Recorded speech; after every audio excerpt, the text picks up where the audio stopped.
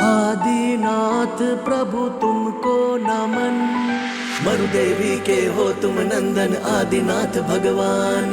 नाभिराय सुत तुमको वंदन आया जन्म कल्याण। मरुदेवी के हो तुम नंदन आदिनाथ भगवान। नाभिराय सुत तुमको वंदन आया जन्म कल्याण। पुष्प और रत्नों की वर्षा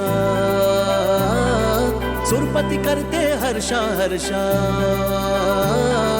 पुष्प और रत्नों की वर्षा सुरपति करते हर्षा हर्षा।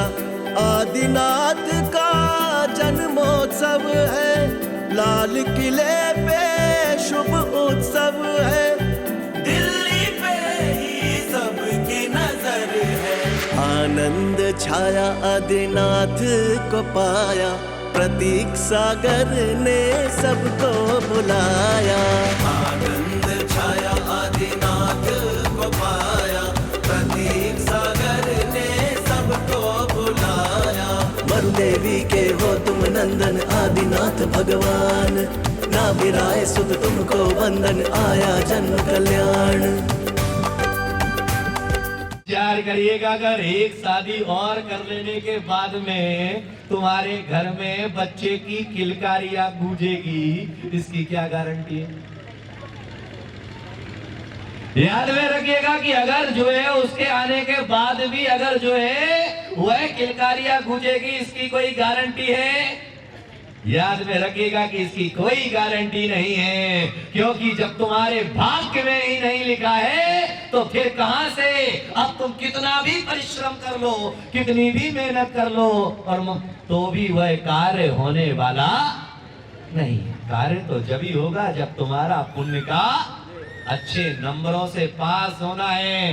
तो अच्छे नंबरों से पास होने के लिए भगवान के चरणों में चले जाना, और भगवान के चरणों में जाकर के कहना, भगवान अच्छे नंबरों से।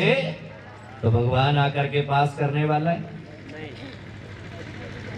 बोलो, भगवान आकर के पास करने वाला है। जब भी किसी के साथ में बुरा होता है, हम क्या करें? भगवान की यही मर्जी है। किसकी?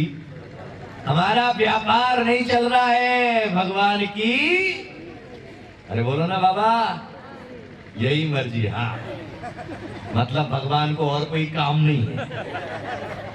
यानी भगवान का यही काम है कि इसको उठाओ और इसको गिराओ, है ना। भगवान की एक ही मर्जी है कि एक को अरबपति बनाओ और एक को रोडपति बनाओ। भगवान का यही काम है। भगवान का यही काम है कि एक को 5-5 दो और एक को एक भी मत दो। भगवान का यही काम है। जैसे किसी मुसलमान से कहा जाए, भाई इतने क्या है? अरे हम क्या करने वाले हैं? अल्लाह की मेहरबानी, अल्लाह दे रहा है तो हम कौन मना करने वाले होते हैं। और जिनके घर में नहीं है वह कहते हैं हम क्या करें, हमने इतने डॉक्टरों का इलाज करा लिया, इतने लोगों को हमने ये कर लिया, इतने लोगों के लिए हमने जो है इतनी मन्नतें मांग ली, इतनी मैंने पूजा कर ली, इतनी मैंने प्रार्थना कर ली, इतना मैंने ये किया, इतने मंदिरों में जाकर के माथा टेका, लेकिन फिर भी मेरा काम नहीं हुआ। मैं क्या कर सकता हूँ? अब तो मैं थक गया हूं। इसीलिए जो है अब तो मेरा भगवान के ऊपर से भी ये देखो भरोसा उठ गया है। याद में रखिएगा, दोस्त हमने भगवान को देख करके खड़ा कर दिया कि अब तो भगवान के ऊपर से भी, अरे वो देखो ना, मंदिर भी नहीं आता है फिर भी फल रहा और फूल रहा है, और मैं डेली अभिषेक करता हूं फिर भी मैं नीचे जा रहा हूं। इसीलिए जो व्यक्ति जो है मंदिर नहीं आता है वह तो जो है करोड़ों में खेल रहा है, और मेरे पास तो कुछ भी नहीं है। इसीलिए आज से मंदिर जाना ये देखो बंद। विचार करिएगा क्या? उसकी वजह से विचार करना, आचार्य कहते हैं, देश का ज्ञानी पुरुष कहता है कि जब तुम्हारे कार्य ना हो तो उस समय विचार पैदा करना कि आज जो है वह जिसलिए पुण्य उसकी जिंदगी में है, इसीलिए वह पाप करने के बाद भी उसे सब कुछ मिल रहा है, और मेरी जिंदगी में पाप ज्यादा है, इसीलिए मेरा अच्छा करने के बाद भी बुरा हो रहा है, क्योंकि हमने जो किया है उसे तो भोगना। बोलो, तो बुरा हुआ तो प्रतीक सागर ने किया। अगर पंडाल लगाने के बाद में पंडाल भर गया, ये हमारी मेहनत है। हम गांव-गांव गए थे प्रचार करने के लिए, गांव-गांव गए थे हम प्रचार करने के लिए, द्वारे द्वारे जाकर के हमने जो है निमंत्रण दिया था।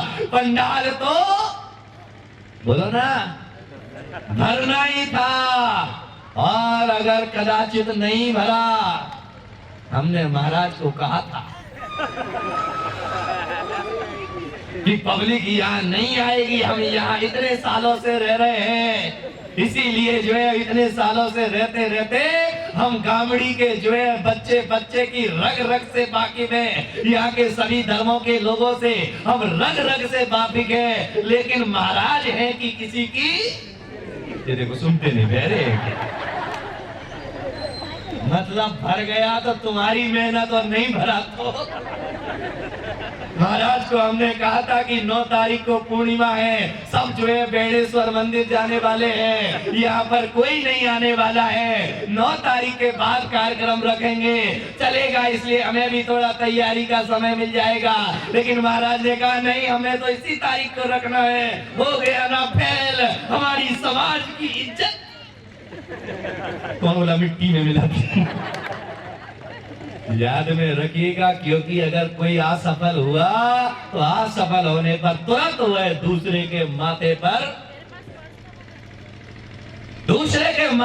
तुरंत वह मरने के लिए तैयार हो जाएगा। जबकि देश का ज्ञानी पुरुष कहता है, बुरा हुआ मेरे पाप का फल था, और अच्छा हुआ तो परमात्मा और गुरु की कृपा थी, जिसकी वजह से मेरा सारा कार्य हो गया। तो अहंकार मन के अंदर पैदा नहीं होगा। अपने से श्रेष्ठ का श्रेय अगर अपने से बड़ों को दे दोगे तो फिर अहंकार पैदा नहीं होगा, और अगर उसका श्रेय तुमने अपने पास रखा तो अहंकार पैदा होने ही होने वाला है। याद में रखिएगा, भगवान सब कुछ कबूल करता है, लेकिन भक्त का अहंकार कभी कबूल नहीं करता है। आपको मालूम है कि सारी दुनिया में बड़े से बड़ा गांव हो या छोटे से छोटा गांव हो, हनुमान जी का मंदिर जरूर मिलेगा। बोलो हाँ या ना? राम का मंदिर हो या ना हो, लेकिन हनुमान की छोटी सी ही प्रतिमा सही, लेकिन वह हनुमान का मंदिर जरूर मिलेगा। क्यों?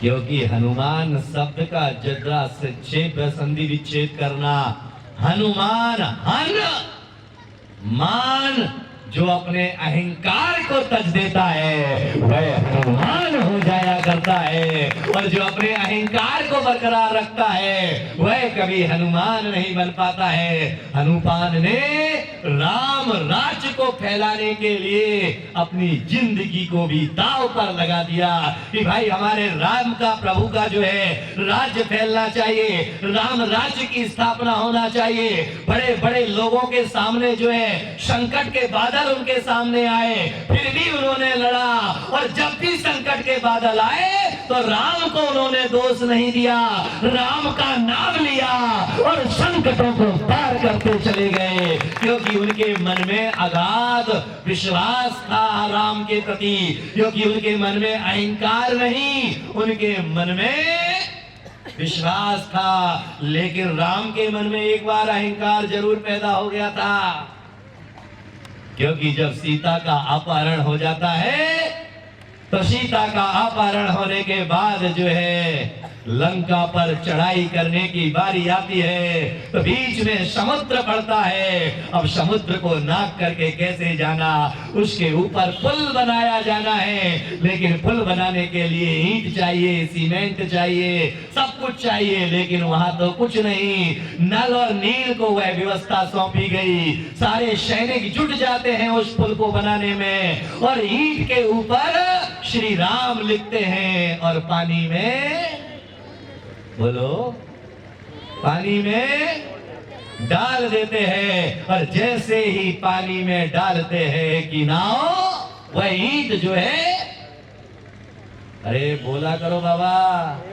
तैरने लग जाती है। ये दूर दूर तक सूचना पहुंची, राम के पास भी ये खबर पहुंची। तो राम को लगा कि जब मेरे नाम में इतनी ताकत है तो मेरे में कितनी ताकत होगी, मेरे में तो बहुत ताकत है। वह भी गए, उन्होंने भी एकांत देखा। एकांत देख करके जो है उन्होंने एक पत्थर को उठाया और पत्थर को उठा करके उसके ऊपर जो है श्री राम लिखा। और श्री राम लिख करके इधर उधर देखा, उस पत्थर को जो है नदी में छोड़ा, सागर में छोड़ा। जैसे ही छोड़ा कि वह पत्थर डूब गया। राम को लगा कि मामला गड़बड़ हो गया। अब जो है संकट के बादल जो है उन्होंने इधर उधर देखा कि मुझे कोई देख तो नहीं रहा है, इधर उधर मुझे कोई देख तो नहीं रहा है। लेकिन जैसे ही उन्होंने देखा कि इधर उधर कोई देख तो नहीं रहा है तो झाड़ी से हनुमान जी प्रकट हो गए। अब राम को लगा कि अब बचना। हनुमान ने देखा और देख करके जो है वह भागे। राम ने कहा, अरे हनुमान कहाँ जा रहे हो? अरे भाई मैं जा रहा हूं, बहुत जरूरी मैसेज है, वह सारी प्रजा तक मुझे पहुंचाना है, सारे सैनिकों तक पहुंचाना है। क्या पहुंचाना है? अरे अभी अभी तो घटना घटी है। राम को लगा कि अब मेरी इज्जत की बाट लगने वाली है। ये अगर जाकर के सबको कहेगा कि राम जी ने जो एक पत्थर उठाया और पत्थर उठा करके उन्होंने पानी के अंदर डाला कि वह पत्थर डूब गया। राम ने कहा कि भाई तू मेरा भगत है, अगर तू ऐसा करेगा तो मेरी कितनी बदनामी होगी, इसीलिए बदनामी ना हो इसलिए जो है तुझे इतना तो ध्यान रखना चाहिए।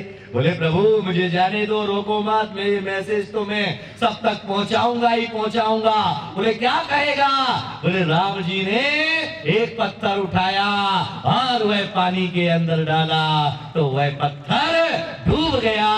यानी भगवान के राम के नाम से जो व्यक्ति ने ध्यान दिया वह पार हो गया। जिसने राम का हाथ छोड़ दिया, राम ने जिसका हाथ छोड़ दिया वह डूब जाया करता है, और जो राम का साथ ले लेता है वह इस दुनिया से तर जाता है। याद में रखिएगा, इसीलिए कहा गया दो पाटन के बीच में शाबुत बचा न कोई। सुना है ना आपने?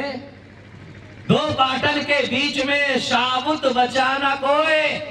अरे दो पाटन के बीच में जो भी जाता है, संसार के भी आप जन्म और मृत्यु के दो पाट के बीच में आप चल रहे हैं, लेकिन वह जन्म और मृत्यु के दो पाट के बीच में जो भी जाएगा वह पिसने ही पिसने वाला है, वह दुख ही दुख झेलने वाला है। लेकिन जो उस बीच में कीली का सहारा ले लेता है वह पिसने से बच जाया करता है। जो परमात्मा रूपी कील का सहारा ले लेता है वह भव सागर से। किससे? आपके घर में दूध रखा हुआ है, दूध के बाजू में शक्कर का डब्बा रखा हुआ है, 4 दिन से रखा हुआ है वह दूध, और बाजू में शक्कर का डब्बा रखा हुआ है। आपने जो है 2 चम्मच शक्कर को निकाला और जो है उसके अंदर डाल दिया, तो डाल देने पर दूध क्या हो गया? तो दूध मीठा कब हुआ? हाँ? शक्कर डालने पर मीठा हुआ या उसे हिलाने पर मीठा हुआ? शक्कर डालने पर मीठा हुआ या हिलाने पर मीठा हुआ? जोर से बोलो। व्यास जी, दूध मीठा कब हुआ? शक्कर डालने पर या हिलाने पर? हिलाने पर। तो शक्कर डालने की क्या जरूरत? जब हिलाने से ही मीठा होना था तो सुबह शाम हिलाते रहते उसको। याद में रखिएगा, अगर शक्कर डालने से दूध मीठा हो रहा है, अगर वह हिलाने से दूध मीठा हो रहा है, तो चम्मच घुमाते रहते घुमाते रहते घुमाते रहते घुमाते रहते घुमाते रहते घुमाते रहते घुमाते रहते घुमाते रहते घुमाते रहते, क्या दूध मीठा हो जाता? अरे बोलो ना बाबा, दूध मीठा हो जाता? ये दूध मीठा कब हुआ? तो याद में रखिएगा कि दुकान खोल करके तुम बैठ गए, हाथ हिलाने के लिए बैठ गए, अब हाथ हिलाने के लिए बैठ जाओगे, अगर पुण्य रूपी शक्कर नहीं होगी तो धंधा कहां से चलने वाला है, व्यापार कहां से चलने वाला है, तुम्हें सत्ता का भोग कहां से मिलने वाला है, तुम्हें संतति का भोग कहां से मिलने वाला है, तुम्हें संपत्ति का आनंद कहां से मिलने वाला है। ये आनंद तो जब ही मिलेगा कि जब उसमें, अरे बोलो ना बाबा, शक्कर डालोगे तो दूध मीठा कब हुआ, कम हुआ, हिलाने से। याद में रखिएगा कि पहले क्या चाहिए, पहले क्या चाहिए ऋषभ जी, शक्कर। मैं आज सुबह सुबह जो है यहां से मैं नौरे की तरफ गया, करीबन 6:15 साढ़े 6 बजे के लगभग, तो मैंने जाकर के देखा कि दुनिया की सारी दुकानें बंद थी लेकिन 3 दुकानें खुली थी। मैंने मन में जो मेरे साथ चल रहा था लड़का, मैंने उससे कहा, मैंने कहा भाई ये दुकान में ही सोते हैं क्या? ये सारे नगर की दुकानें बंद हैं, कुत्ता भी रोड पे नहीं घूम रहा है, कुत्ता भी रोड पर नहीं दिखाई दे रहा है, लेकिन इनकी दुकान खुल गई।